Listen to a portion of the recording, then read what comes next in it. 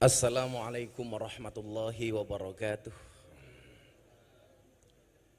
Alhamdulillahi rabbil alamin wa kafa. Assalatu wassalamu ala sayyidina Muhammadinil Mustafa wa ala alihi wa sahbihi ahli sidqi wal wafa. Amma ba'd. Hadratal muhtaramin, para masyayikh, al-akhos sedaya dzurriyah Nyai Hajah Mahfudhoh Wahab, Nyai Hajah Hisbiah Wahab, Nyai Hajah Munjidah Wahab, Kiai Haji Hasib Wahab, Kiai Haji Rokib Wahab, soho sedaya dzurriyah ingkang estu kaula takzimi. Pak Kiai Said, yang saya biasa menyebut beliau dengan sebutan Buya, yang mudah-mudahan Allah panjangkan umurnya dalam kebaikan. Guru kita semuanya, saya pertama kali dapat ijazah dari beliau ini kitab Al-Muqtatafat sekian tahun yang lalu. Saat itu rame-ramenya MTA nyerang Amaliyah Nahdlatul Ulama, dan saat itu saya dan beliau sama-sama dilaporkan ke polisi. Beliau yang saya hormati Kiai Marzuki Mustamar, yang sudah mulai meninggalkan dunia hitam karena rambutnya putih semua. Pak Kiai Mustafa Akil, dan yang saya hormati Ibu Khofifah. Saya akhirnya punya alasan ketika dulu orang bilang, anakmu masuk pondok mau jadi apa? Kamu anaknya dimasukkan ke pesantren, besok mau makan apa? Hari ini terjawab, santri bisa menjadi apapun. Santri bisa menjadi presiden, contohnya Gus Dur. Santri bisa menjadi wakil presiden, Kiai Ma'ruf Amin. Santri bisa menjadi gubernur, Ibu Khofifah. Santri bisa menjadi bupati, Ibu Munjidah.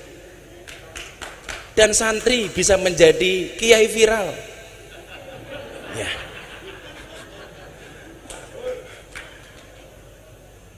Dulu orang bilang kamu masuk pesantren jadi apa? Maka begitu santri jadi orang kaya, orang mulai ngomel lagi. Kamu menjual ilmu agama untuk dunia. Begitu jadi pejabat, ngomel lagi, menggadaikan ilmunya untuk jabatan. Begitu santri miskin gak bisa makan apa-apa, dia akan bilang lagi, tuh gue bilang apa? Santri tidak bisa jadi apa-apa. Maka terima kasih Bu Khofifah menjadi teladan bagi kami. Mudah-mudahan seperti doa kita bersama, Allah akan lebih tinggikan derajatnya lagi. Amin Allahumma amin. Bapak Ibu dan para santri yang saya muliakan, sungguh berat rasanya ketika Gus Edo WA saya, Gus diminta hadir di haulnya Mbah Wahab. Saya bilang, gak pantas, yang rawuh sudah kiai-kiai luar biasa. Saya teringat dengan kaidah fikih, idza wujudul ma' batalat tayamum. Kalau sudah ada wudu, tayamumnya batal. Bagaimana kemudian tadi Kiai Marzuki menggambarkan nasionalisme dari Mbah Wahab Hasbullah, menceritakan bagaimana Rasulullah mencintai Makkah, sampai kemudian ketika Kanjeng Nabi hijrah ke Madinah, dia mengangkat tangannya kemudian berdoa, Allahumma habib ilainal Madinah kahubinah ila Makkah o asyad. Begitu luar biasa. Saya bilang sama Gus Edo, mbok jangan saya. Beliau bilang, Gus, ini bukan permintaan tapi dawuh. Kalau dawuh jatuhnya fi'il amr. Kalau fi'il amr berarti perintah. Nah, kalau perintah saya nggak bisa kemudian menolak. Niat saya apa Bapak Ibu yang saya muliakan? Niat saya hanya tabarukan ngalap berkah. Saya ingat betul, saya tersinggung dengan sangat keras ketika ada Ustadz Wahabi mengatakan ngalap berkah kepada kiai itu tidak ada dasarnya. Saat itu yang menjadikan saya tersinggung apa? Video klip yang diputar kebetulan Syekhina wa murabbi ruhina Mbah Maimun Zubair, ketika beliau meninggalkan kursinya, air putih yang beliau tinggalkan diperebutkan para santri. Dan dia mengatakan ini nggak ada dasarnya, ini nggak ada dalilnya. Apakah kemudian dia buta ketika seorang Imam Malik bermimpi ketemu dengan Rasulullah yang di dalam mimpinya Rasulullah mengatakan kepada Imam Malik, wahai Imam Malik, baligh salami ila Syafi'i, sampaikan salamku kepada muridmu Syafi'i. Begitu terkejut Imam Malik, Rasulullah mengirimkan salam kepada Imam Syafi'i. Akhirnya Imam Malik mengutus santri seniornya untuk sowan kepada Syafi'i, wahai guru Syafi'i, ada pesan dari guru kita Imam Malik bahwa semalam beliau bermimpi ketemu dengan Rasulullah dan beliau menitipkan salam kepada engkau. Begitu bahagianya Imam Syafi'i, sampai kemudian Imam Syafi'i mencari oleh-oleh yang akan dia berikan kepada santri ini, karena dia ingat betul, wa idza huyitum bi tahiyatin fahayyu bi ahsana minha aw rudduha. Ternyata yang paling bagus yang dimiliki oleh Imam Syafi'i hanya jubah yang dia pakai. Jubah dicopot kemudian diberikan kepada santri ini. Santri pulang dengan begitu senang karena mendapatkan tahadus bin nikmah dari seorang Imam Syafi'i. Begitu sampai pondok ditanya sama Imam Malik, nak, kenapa kamu tertawa sendiri? Apa yang kamu dapatkan dari Imam Syafi'i? Pak Kiai, saya dikasih oleh-oleh jubahnya Imam Syafi'i. Apa kata Imam Malik? Boleh nggak saya pinjam jubahnya? Akan saya cuci jubahnya Imam Syafi'i, kemudian air bekas cucian Imam Syafi'i akan saya minum, kata Imam Malik. Dan ternyata benar, jubahnya Imam Syafi'i dicuci, kemudian air bekas cuciannya diminum oleh Imam Malik. Kemudian sang santri bertanya, itu kan santrinya panjenengan Kiai. Apa jawaban Imam Malik? Ini bukan manusia main-main loh, sampai Rasulullah nitip salam sama dia. Apakah fakta ini tidak menjawab bahwa ada keberkahan dari orang-orang soleh? Bagaimana kemudian Imam Malik, guru, begitu menghargai Imam Syafi'i? Satu saat ketika Imam Syafi'i memberikan pengajian di Masjid Nabawi, dengan mengendap-endap dia datang karena khawatir ketika datang dengan terang-terangan akan membuyarkan fokusnya Imam Syafi'i. Saat dia mendengarkan kajian dari Imam Syafi'i, Imam Malik menulis di dinding Masjid Nabawi dengan kalimat, man aroda ilmun nafis fa alaihi bi Muhammad bin Idris. Barang siapa yang mengendaki ilmu-ilmu yang penting, hendaknya dia ngaji dengan Imam Syafi'i, Muhammad bin Idris. Begitu selesai beliau pergi, Imam Syafi'i datang melihat khat kiainya, beliau tidak lupa. Akhirnya menuliskan satu kalimat di bawah khatnya Imam Malik, wa kaifa yakunu dzalik wa ana tilmidu Malik. Bagaimana saya bisa menjadi seperti ini sementara saya ini adalah muridnya Imam Malik? Ada keberkahan di antara guru dan murid. Kenapa orang-orang Wahabi menolak fakta ini? Maka Bunyai, Pak Kiai, saya sowan dalam rangka tabarukan. Maka saya selalu mengatakan, bila teman membuatmu kecewa, bila pasangan membuatmu terluka, dan bila corona membuatmu menderita, yakinlah Gus Miftah sowan dengan membawa cinta.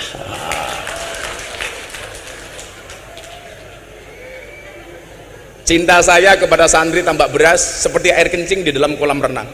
Maksudnya apa? Wujudnya tidak nampak tapi hangatnya bisa dirasakan.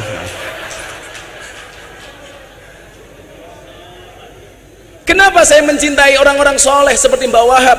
Imam Syafi'i mengatakan, uhibbus solihina walastu minhum la'alli an anala bihimus syafa'ah wa akrahu man tijaratuhul ma'asi walau kunna sawa'an fil bid'ah. Aku mencintai orang soleh walaupun saya bukan merupakan bagian dari orang soleh. Tujuannya apa? La'alli an anala bihimus syafa'ah, supaya saya mendapatkan pertolongan kebaikan dari orang-orang soleh. Makanya Bu Gubernur, saat dulu saya masih mahasiswa, saya sering belusuan ke Doli. Yang saya sebenarnya usul waktu itu dengan Pak Wali, Wakil Wali Kota, saya bilang, Mbok Doli namanya diganti nopo Gus? Alfa Doli, biar lebih keren dikit lah.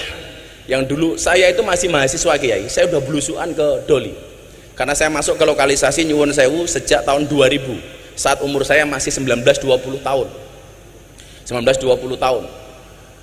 Waktu itu kemudian ini saya sampaikan kepada mereka, kenapa kamu harus ngaji?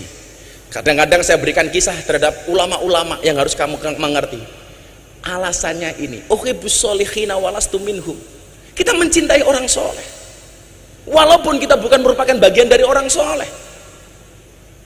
Tujuannya apa? La'ali an anala bihimus syafa'ah, saya pengen mendapatkan syafaat dari Mbak Wahab. Apalagi jelas yang nasabnya bagus. Walaupun kemarin saya dihajar sedemikian rupa gara-gara saya ceramah di gereja, diasar Miftah nasabnya orang jelas. Saya mikir Pak Kiai, ternyata persoalannya bukan masalah nasab tapi masalah nasib. Karena nasab tidak berbanding lurus dengan nasib, apalagi dengan nisab. Persoalannya bukan di masalah pendapat, tapi masalah pendapatan. Jadi aja. Saya dari dulu bilang, a'rifu angsabakum tasilu arhamakum. Pentingnya nasab hanya itu. Karena menurut saya lucu ketika kita menggambarkan mbah-mbah kita luar biasa, sementara kita hari ini bukan siapa-siapa. Harusnya malu. Ketika kita membaca manakib mbah-mbah kita yang begitu luar biasa, sementara posisi kita hari ini tidak bisa apa-apa. Makanya kemudian Imam Al-Ghazali mengatakan, sarafun nasab min salasi jihadin. Kedudukan nasab itu minimal ada 3 sisi menurut Imam Ghazali. Idaha yang pertama, al-intiha ila sajarati Rasulullah sallallahu alaihi wasallam fala yu'adilahu syai'un. Yang pertama adalah nasab yang langsung terhubung dengan Rasulullah. Ini nggak ada lawan, kata Imam Ghazali. Tapi perlu diingat, kok lama-lama saya mikir begini ya, saya diundang sama MNC Group untuk berbicara waktu itu bagaimana kita bersikap kepada para habaib. Orang mengatakan orang NU tidak menghormati habaib. Kamu salah. Orang Indonesia belum kenal habaib. Habaib datang ke Indonesia, yang ngopeni itu orang NU. Orang NU. Jadi kalau you mengatakan orang NU, orang NU tidak mencintai habaib, dan kamu mengajarkan kiai-kiai NU untuk mencintai habaib, itu sama halnya Anda ngajari bebek berenang. Bebek berenang. Maka bagaimana Gus sifat kita kepada para habaib? Waktu itu saya bilang, saya sampaikan, tolong bedakan antara sosok dan perilakunya. Sosoknya wajib kita hormati. Ahlu Baitul Mustafa tuhuri, mereka tuhur, tetapi perilakunya tidak harus dihormati, tidak harus diikuti. Maka kemudian dalam kitab taklim kita mengenal istilah al-hurmatu khairum minat ta'ah. Hormat itu harus lebih didahulukan dibandingkan taat. Kalau memang perilakunya tidak sesuai, kenapa harus kita ikuti?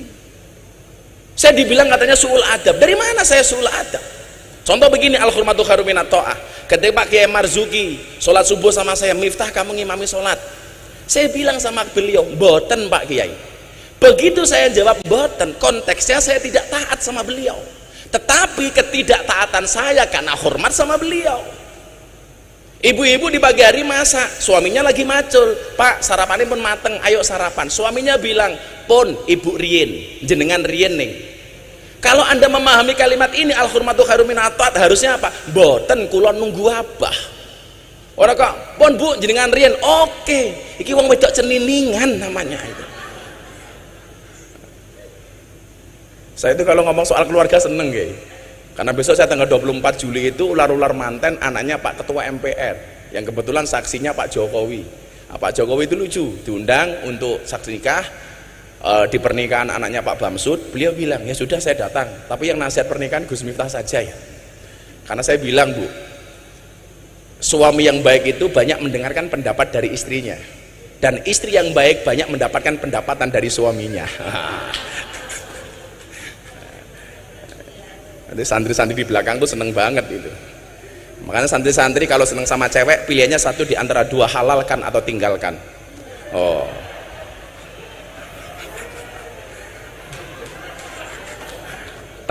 Menaklukkan santri putri tidak dengan I love you, tapi dengan kobil tuh. Nah. Makanya santri itu kalau ketemu cewek, kamu bilang, non mati ketemu bak saja dibaca iklab, masa aku ketemu kamu tidak ijab lah, gitu seharusnya.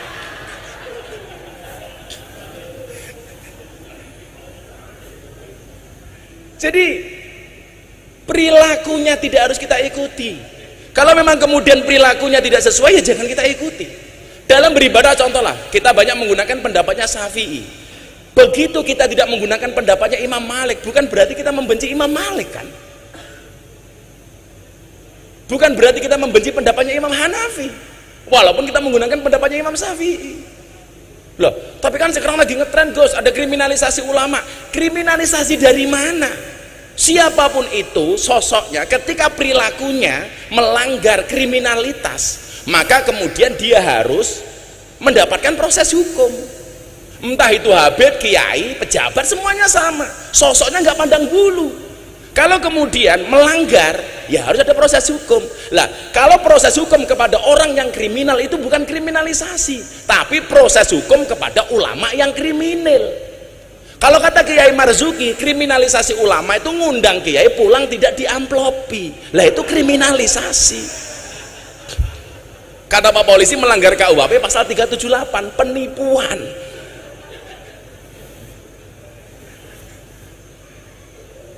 Kok gampangnya kita mengatakan kriminalisasi ulama? Maka kawan-kawan santri saya pikir tetap hormati siapapun habaib itu. Tapi soal perilakunya apakah harus kita taati atau enggak, kita lihat seperti apa perilakunya. Maka yang pertama adalah al-intiha ila sajrat Rasulullah sallallahu alaihi wasallam fala yu'adilahu syai'un. Kemudian yang kedua, ini yang kemudian saya jadikan dasar untuk soal malam hari ini. Al-intima ilal ulama fa innahum warasatul anbiya. Shalawatullah wa salamuhu alaihim ajma'in. Wa bihim rabatallahu ta'ala khifdul millatil Muhammadiyah. Kemudian yang kedua adalah nasab yang terhubung kepada orang-orang soleh. Inilah yang kemudian saya jadikan dasar untuk menjadikan saya tabarukan malam hari ini. Saya hanya berharap termasuk orang-orang yang mencintai orang soleh. Kalau kemudian saya selalu mengatakan begini, kita tidak bisa memilih kita dilahirkan oleh siapa, tetapi kita bisa memilih melahirkan generasi seperti apa. Saya tidak bisa memilih lahir dari orang tua saya. Termasuk soal istri, saya tidak bisa memilih bahwa istri saya itu pilihan saya. Enggak, itu pilihan Allah. Kalau saya disuruh milih, ya milih Luna Maya.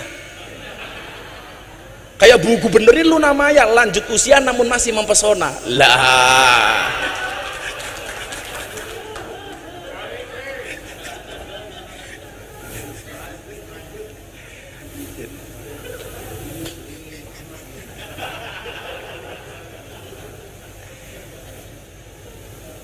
Saya itu sebenarnya dari dulu Bu Nyai, saya itu paling repot kalau ditanya soal nasab. Sampai kemudian guru saya Habib Lutfi, beliau malam tahun baru di tahun 2019 manggil saya, nak kamu sini, ternyata nasab kamu itu sama dengan Mamah Salmah, kenapa kamu gak pernah bilang? Mana mungkin saya berani bah. Jadi kebetulan saya tadi matur sama Pak Kiai Marzuki, nasab saya itu kebetulan, entah kebetulan atau karena memang seperti itu, sama dengan nasabnya Mamah Salmah. Mamah Salmah itu istrinya Habib Lutfi, sama-sama keturunan ke-9 dari Mbah Muhammad Besari Ponorogo, yang mempunyai bapak makamnya di Caruban namanya Kiai Anom Besari. Kiai Anom Besari punya bapak makamnya di Kediri Abdullah Mursad Tukum, yang punya bapak namanya Raden Demang, punya bapak namanya Pangeran Demang, punya bapak namanya Ratu Jekulo, punya bapak namanya Brawijaya Limo. Brawijaya Limo. Pripun Bu Nyai? Lah, kula yakin kok gerombolan sing apik iki bakal ketemu melih. Mila lah wong apik nyamane nggih ketemu kali wong apik. Wong sing ora apik ketemu wong apik nggih mboten nyaman. Contoh nggih, kula nyuwun sewu banget nih. Saya ngaji di lokalisasi di Jogja niku, Bu Gubernur. Kalau saya belum selesai ngaji, kok mereka datang, lihat saya dari jauh itu malu. Waduh, ana Gus Miftah. Orang kok bangga, Gus, aku neng kene, pasti malu. Kemarin lucu lagi, saya diwawancarai sama BBC London. Coba Anda ceritakan sama saya, ada nggak sih sebenarnya manfaat yang mereka dapatkan dari pengajian itu? Oh, bagaimana nggak ada? Coba mbak-mbak silakan angkat tangan. Dia cerita, ngapunten saya mau cerita. Satu saat saya terima tamu, transaksi deal, saya masuk kamar. Begitu masuk kamar saya dengar adzan, Allahu Akbar, Allahu Akbar. Saya bilang sama tamunya, Om pending dulu ya, sedang adzan subuh. Loh kenapa harus pending? Nggak enak Om, saya jamaahnya Gus Miftah. Selesai adzan, ganti tamunya bilang, Mbak, nggak usah diteruskan, tak bayar, nggak usah lanjut. Kenapa? Saya juga jamaahnya Gus Miftah. Gitu.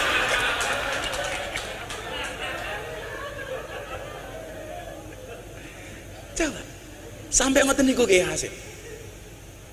Jadi saya itu dibully dulu, didoli macam-macam, sampai didoli itu Bu Gubernur saya mendapat julukan presiden para pendosa.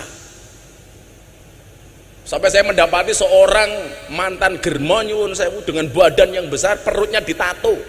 Begitu saya buka, tato beduk Pak Kiai. Kenapa kamu tato beduk? Saya cinta dengan NU katanya. Ya, preman loh nih. Makanya kalau kemudian hari ini orang merasa kontroversi dengan apa yang saya lakukan, ya monggo-monggo mawon lah, mun biasanya. Tapi yang jelas kemudian bahwa ada kebaikan-kebaikan yang kemudian bisa kita ambil. Dan saat itu saya sudah mendapatkan restu dari Habib Lutfi.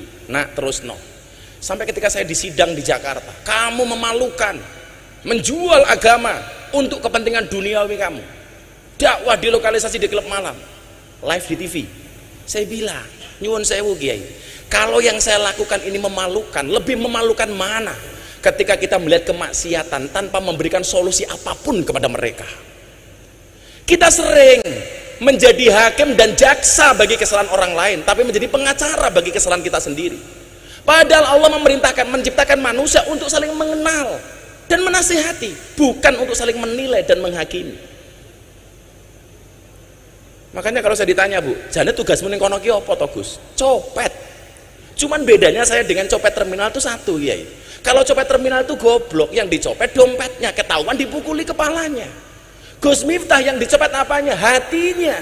Kalau hatinya sudah tercopet, jangankan dompet, yang lainnya pun pasti akan diberikannya. Wow. Santri kayak rungokno santri kayak.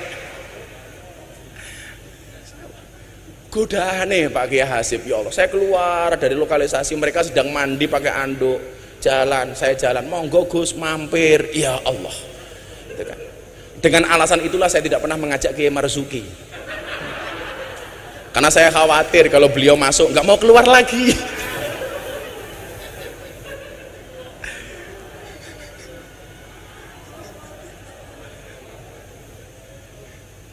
Kalau kemudian orang mengatakan halah ilmu mungkin apa-apaan, iya, saya dari awal mengatakan saya bukan orang alim, tapi saya punya prinsip qalilum minal yakin khairum min katsiran minal ilmi wal amal. Saya punya yang sedikit tapi yakin, itu menurut saya lebih bagus. Maka disitulah kemudian saya merasa menjadi santrinya Mbah Wahab, walaupun saya nggak bisa ketemu beliau, karena saya teringat ana abdun man alamani walau harfan wahidan. Saya adalah budak bagi siapapun yang mengajarkan saya walaupun cuma satu huruf. Artinya apa? Begitu banyak saya membaca literasi tentang Pak Kiai Wahab. Artinya apa? Saya berhak dong mengaku santrinya beliau. Ya. Karena abdun man alamani walau harfan wahidan. Maka perkenankan Bapak Ibu sebagai refleksi, minimal pemahaman untuk adik-adik saya santri di luar sana yang mereka galau karena tidak bisa melihat saya secara langsung.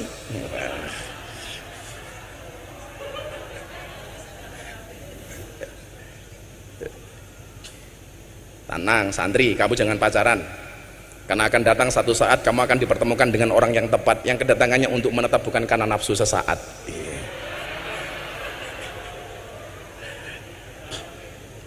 Yang pertama, saya tadi mengkorek-korek salah satu sejarahnya Mbah Wahab melalui Gus Fikri Jember, karena kebetulan saya berhubungan baik dengan beliau. Gus, nopo leres Mbah Yai Wahab niku sugih. Beliau menceritakan dengan sangat detail, leres Gus. Bahkan kalau kemudian lihat kekayaannya Mbah Wahab itu, tanahnya terbentang antara Jombang sampai Surabaya. Gus Miftah tahu nggak kalau Gus Miftah hari ini naik motor besar, naik Harley, dulu Mbah Wahab sudah naik Harley. Wah, berarti saya itibak. Sama-sama naik Harley. Tapi luar biasanya apa? Harta yang kemudian beliau miliki dihabiskan untuk Jamiah Nahdlatul Ulama. Ini baru keren. Makanya kalau orang ini bilang begini sama saya, ayo Gus, ngurep-ngurep NU. Apa kowe iki ra salah? Kowe iki sapa kok ngurep-ngurep NU? Sing ana kowe golek urip saka NU. Makanya saya kok agak riskan, nggak enak dengar kalau orang bilang aku pengen ngurep-ngurep NU. Kalau kamu pengen ngurep-ngurep NU, kaya Mbah Wahab, hartanya untuk Nahdlatul Ulama habis. Yang barangkali ahli warisnya nggak terima apapun dari Mbah Wahab. Ngoten punya mujidah nggih. Coba. Saya kemudian teringat dalam kitab Wasiatul Mustafa hadis nomor 24. Inna auliya Allah lam yanalu sa'ata rahmatillah wa ridwani bikasratil ibadah walakin yanaluha bisakhawatin nafsi wal istihanah bidunya. Sesungguhnya wali-walinya Allah, mereka mendapatkan derajat yang tinggi, mendapat ridhonya Allah, mendapat keluasaannya bukan karena banyaknya ibadah, tetapi karena banyaknya sedekah dan tidak bergantung kepada dunia. Niki sing angel. Maka kalau kemudian kita mengatakan aku pengen ngurip-ngurip NU ki wis urip ra sama urip-uripi, sing ana kowe golek urip saka NU. Buktinya apa? Kula niku tersinggung Kiai. Coba begini ya. Lah ada santri bikin kopiah, Bu. Ada tulisan Nahdlatul Ulama, kula mboten tersinggung. Kula ikhlas. Wis apa-apa mok dol lah. Sekarang nomor-nomor didol. Pakai baju ada Nahdlatul Ulamanya, kula ikhlas. Pakai kaos ada Nahdlatul Ulamanya, kula ikhlas. Pakai peci topi ada Nahdlatul Ulama, kula ikhlas. Tapi kula mboten ikhlas lah ana sarung diwenehi cap Nahdlatul Ulama. Ini kula ngenyek banget Kiai. Mlebu toilet nyuwun sewu nguyuh ning WC bokonge ditonton karo Nahdlatul Ulama. Mila santri sing nganggo kopiah Nahdlatul Ulama tak dongake mlebu surga. Kopiahe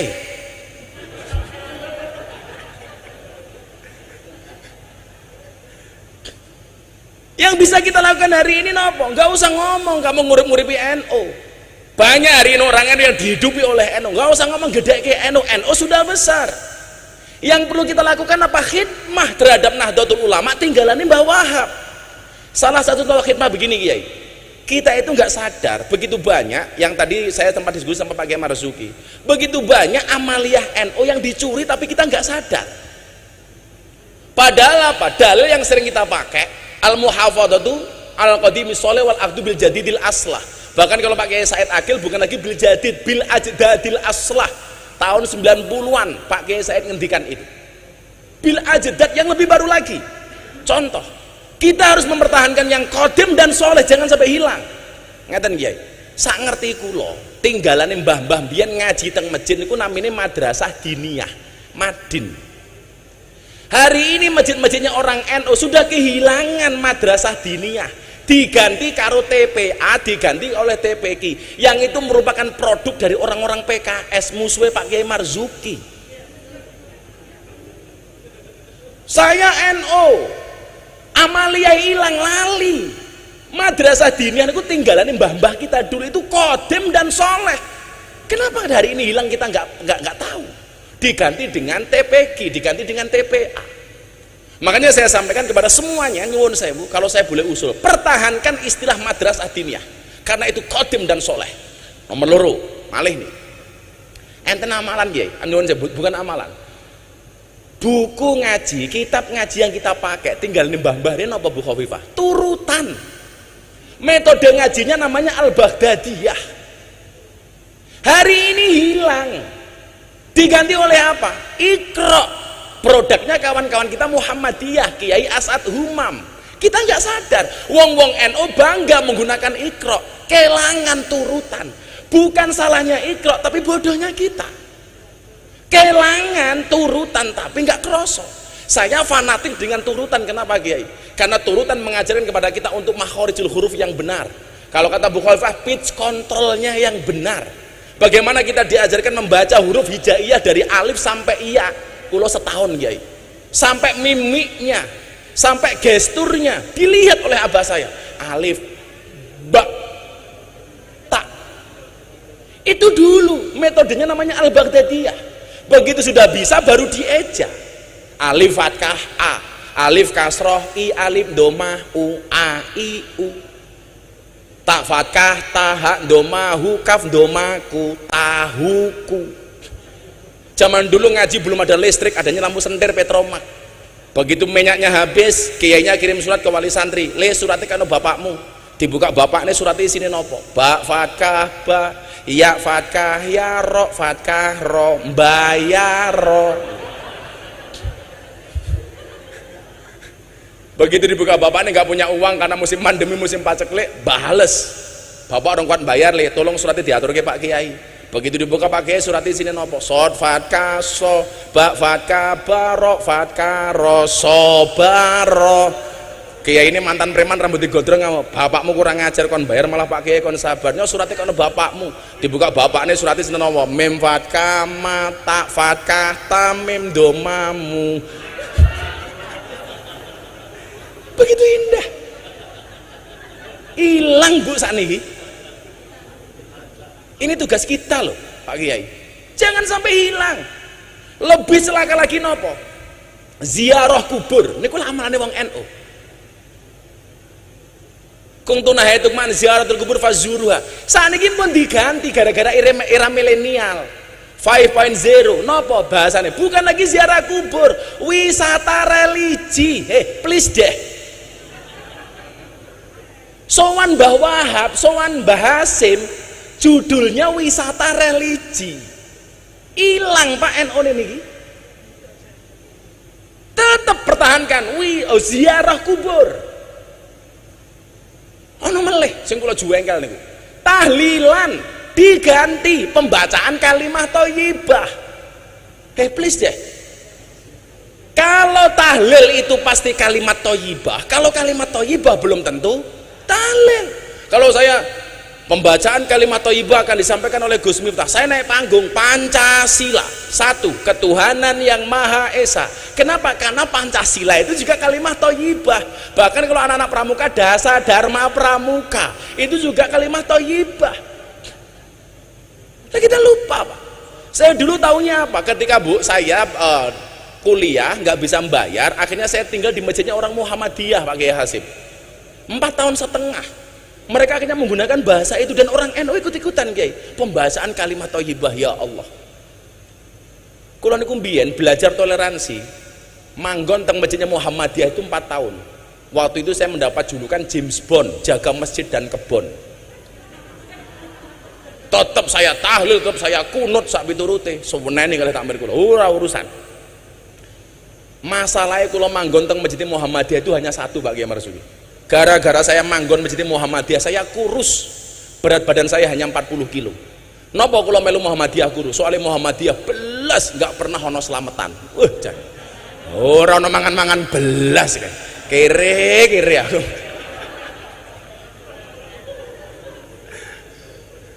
Akhirnya kemudian saya jadi nikah dengan orang NU, tinggal di lingkungan orang NU, langsung gemuk Bu. Waktu itu berat badan saya sebelum viral itu 105 kilo. Kenapa saya ikut orang NU gemuk? Lah pripun wong NU niku? Titik-titik mangan. Yasinan mangan, tahlilan mangan, sholawatan mangan, manakipan mangan, istighosahan mangan. Tanggane lara njaluk didongake mangan. Sing lara mati mangan meneh. 7 dina.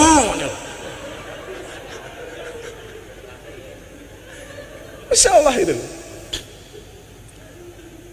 Lah makanya kemudian kalau Mbah Wahab sugih, ya kita harus terprovokasi dong untuk jadi kaya.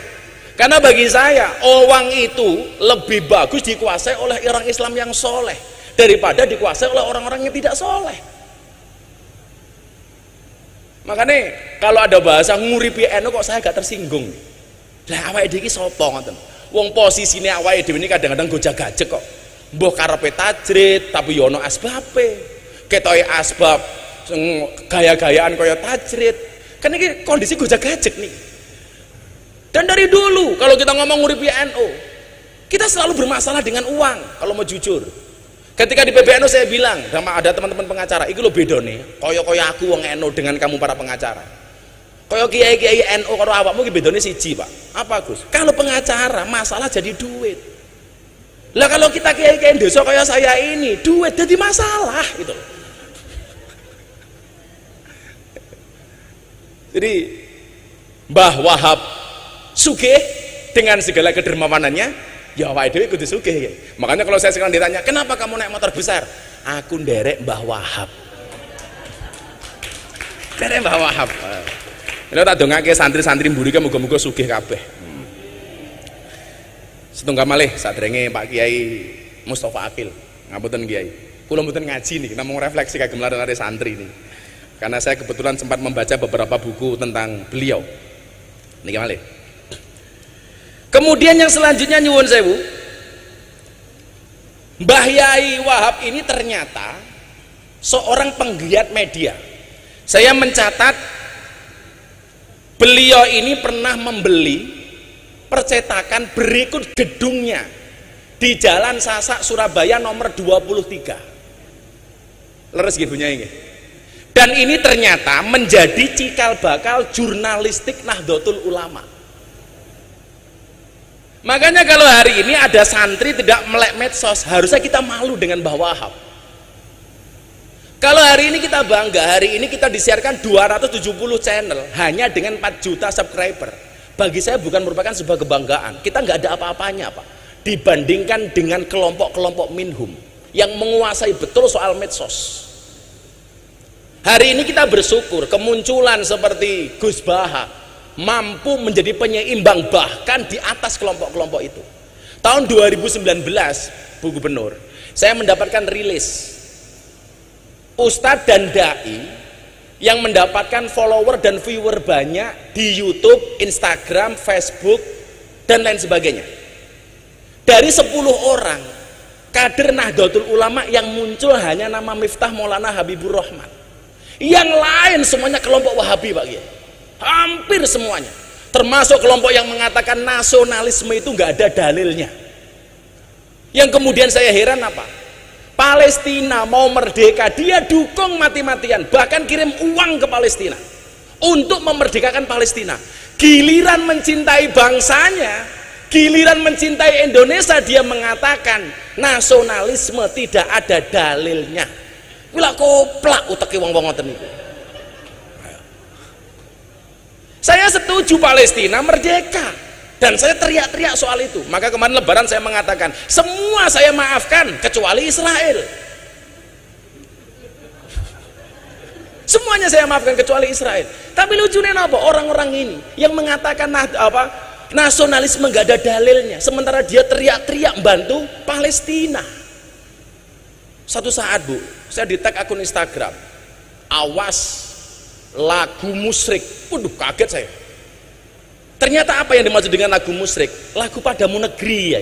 Itu musyrik menurut mereka. Kenapa? Karena bertentangan dengan ayat Kul inna sholati wa nusuki wa mahyaya wa mamati lillahi rabbil alamin. Ini kira pemerkosaan ayat. Ini namanya jaga sembung bawa golok, nggak nyambung blok gitu. Ini ngeri kalau niku. Makanya ketika saya ceramah di gereja, ya Allah, dasar Miftah kafir. Ya saya sederhana jawabnya, dasar Miftah kafir. Ya kafir sahadat meneh. Gitu gitu. He kafir sahadat. Kalau orang masuk tempat ibadah lain dianggap kafir, berapa banyak, berapa juta orang Indonesia yang kafir gara-gara masuk Borobudur dan Prambanan. Dulu teriak-teriak ulang tahun gak ada dasarnya, sekarang malah ulang tahun sendiri. Mila nyuwun sewu, kalau kemudian ngomong soal niki wau, Mbah Wahab Hasbullah sudah memberikan tonggak bagaimana kemudian NU harus menguasai media dengan sebuah percetakan dan gedung yang beliau beli di Jalan Sasak nomor 23 Surabaya, sampai kemudian disempurnakan oleh Mbah Kiai Mahfud Siddiq dan namanya diganti menjadi Berita Nahdlatul Ulama. Ini cikal bakal. Makanya kawan-kawan santri, saya sering sampaikan, ikutlah pendapat ahli, jangan ikut-ikutan orang yang ahli berpendapat. Semua orang hari ini ahli berpendapat. Dan saya pesen, kalau tak kemudian kamu besok menguasai medsos, postinglah yang penting, jangan yang penting posting. Saya pulang, Bu, dari Taiwan. 1 hari setelah mengislamkan Deddy Corbuzier, saya berangkat ke Taiwan. Tadi 21 Juni itu kenapa saya pilih mengislamkan Deddy? Karena memang saya hanya satu-satunya tanggal yang kosong, hanya itu. Kalau soal permintaan jadwal ngaji, hakul yakin mesti lebih banyak saya daripada Pak Kiai Marzuki. Wallah, walaupun ngalim beliau gitu. Karena nyuwun sewu nggih, per hari itu sampai hari ini yang mengajukan jadwal sebelum pandemi ini minimal sehari 500 jadwal. Berarti sebulan sekitar 15.000. Waktu itu saya pulang dari Taiwan. Kulon itu adalah maca Yasin, Bu. Begitu saya baca, itu ada satu ayat yang saya maknai begitu mendalam. Al yauma nakhtimu ala afwahihim wa tukallimuna aydihim wa tasyhadu arjuluhum bima kanu yaksibun. Waktu itu saya mikir keras, kenapa mulutnya dikunci kok tangannya yang berbicara? Ini ada apa itu? Ini loh visionernya Al-Qur'an. Dan ternyata jawabannya hari ini, Pak. Orang membuli, mencaci, menghina tidak lagi menggunakan mulutnya, Pak, tapi menggunakan tangannya, menggunakan jempolnya, menggunakan jari jemarinya yang besok akan dipertanggungjawabkan di hadapan Allah Subhanahu wa taala. Mila jenengan persani. Kita gampang banget Saya ditanya sama wartawan, Gus, soal ceramah Gus tadi di gereja itu yang komentar jutaan orang, menghujat sekian banyak orang. Kenapa Gus Miftah tidak sakit hati? Jawaban kula sederhana, bagaimana saya mau sakit hati? Wong komentarnya nggak pernah saya baca. Dan rahasianya satu, Bu Khawifah, kalau Anda posting, karena saya sering lihat postingannya Bu Khawifah, kalau Anda posting, Anda coba lihat lebih banyak mana antara komen dengan like. Pasti lebih banyak like-nya daripada komentarnya. Itu artinya apa? Kenapa setiap postingan lebih banyak like-nya dibandingkan komentarnya? Karena seberapa banyak pun orang yang membencimu dengan komentar-komentarnya, yakinlah di luar sana lebih banyak yang mencintaimu dari dalam hatinya. Wah. Kalau santri beda, Bu. Kalau santri beda. Kenapa lebih banyak like daripada komentar? Karena banyak santri yang cinta tapi tidak berani mengatakannya. Iya.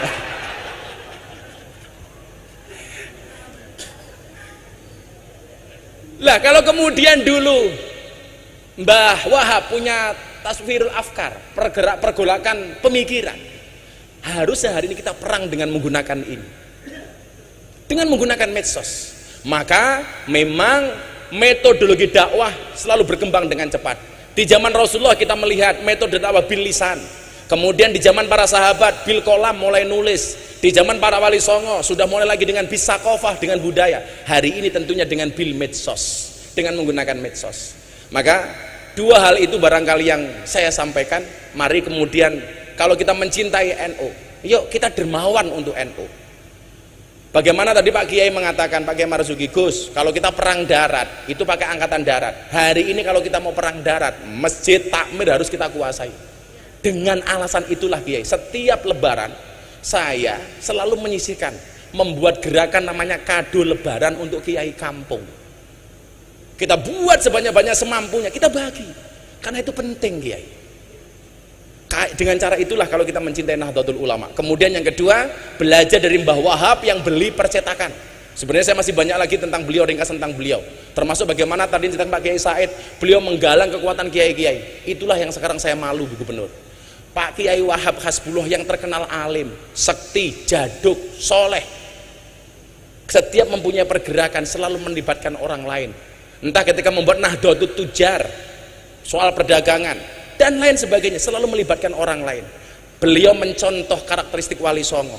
Wali Songo itu hebat, ampuh, sekti, alim, tapi membuat masjid Demak bersama-sama, karena afdhalul amali bil jamaah. Lah kita hari ini yang ngalimnya diragukan, yang solehnya diragukan, yang sektinya diragukan, karepe ngopo-ngopo dewe.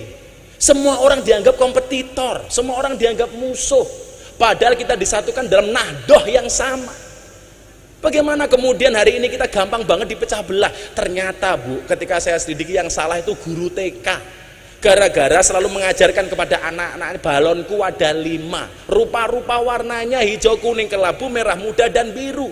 Meletus balon hijau dor. Pertanyaan saya, kenapa yang meletus balon hijau? Jadi wong NU niku kon aku rangel, soalnya apa balone mbledos. Angel katanya. Insyaallah. Nggih pun, mudah-mudahan kita semuanya mendapatkan berkah saking Mbah Wahab. Amin. Shallu ala Nabi Muhammad. Do elingo iki jamane wis tuwa, tuntunan agama do dianggep kuno, lakonono ajarane Wali Songo, sing ra kersa aja nyacat, aja ngina. Ajarane Wali Songo warna-warna, zikir talil kirim donga lakonono, maca Quran lan sholawat kulinakno, ziarah kubur aja nganti dilalekno sholawat Allahumma sholli wa sallim ala sayyidina wa maulana Muhammadin adada ma fi ilmillahi sholatan daimatan bidawami mulkilahi. Ono carane dakwah kelawan budaya umpamane kaya Sunan Kalijaga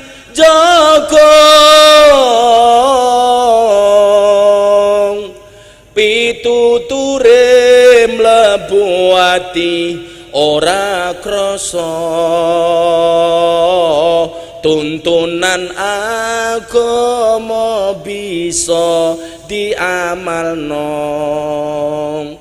wis kabukten rikala jaman semono akeh para manungsa nyembah brahala banjur sadar laku musyrik ditinggalno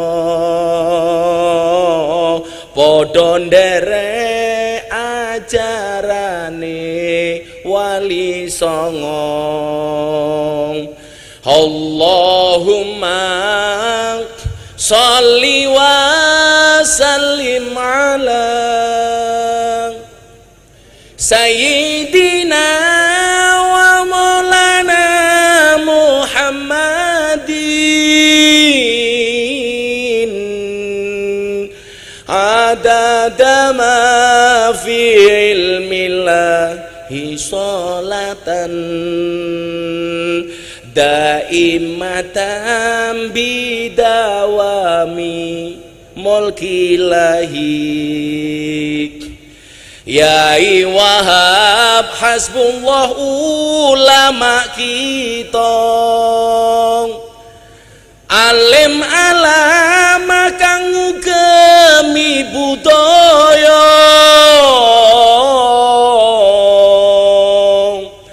halal bil halal kang dadi conto nyata monggo sedulur dirawat lan dijaga. Allahumma sholli wa sallim ala sayyidina wa maulana Muhammadin adada ma fi ilmillahi sholatan daimatan bidawami mulkilahi. Shallu ala Nabi Muhammad. Melupakan Allah itu dosa, melupakan orang tua itu durhaka, melupakan tambak beras mana bisa. Terima kasih. Assalamualaikum warahmatullahi wabarakatuh. Langsung.